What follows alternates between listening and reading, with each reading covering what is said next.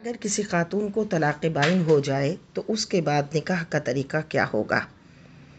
یاد رہے کہ طلاق بائن وہ طلاق ہے کہ جس کے بعد عورت مرد کے نکاح سے فی الفور نکل جاتی ہے۔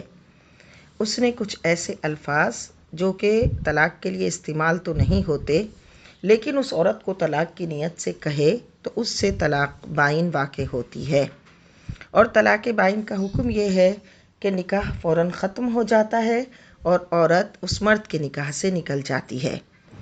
اب ان کے لیے حکم یہ ہے کہ یہ عدت میں یا عدت کے بعد دوبارہ نکاح کر سکتے ہیں، اور یہ اس وقت ہے کہ جب کہ صرف ایک ہی طلاق بائن یا 2 مرتبہ ایسا ہوا ہو۔ 3 مرتبہ ہونے کے بعد اس کی بھی گنجائش نہیں۔ تو دوبارہ نکاح کا طریقہ یہ ہے کہ اسی طرح 2 گواہوں کی موجودگی میں مرد عورت سے نئے حق مہر پر یہ کہے کہ میں نے تجھے اپنے نکاح میں لیا۔ 2 گواہوں کی موجودگی میں یہ الفاظ کہے اور نئے مہر کے ساتھ کہے، اور عورت یہ کہے کہ میں نے قبول کیا، تو اس طرح نکاح منعقد ہو جائے گا۔ اس کے لیے کوئی بہت بڑا مجمع کرنے کی یا کھانا بنانے کی یا دعوت کا اہتمام کرنے کی ضرورت نہیں۔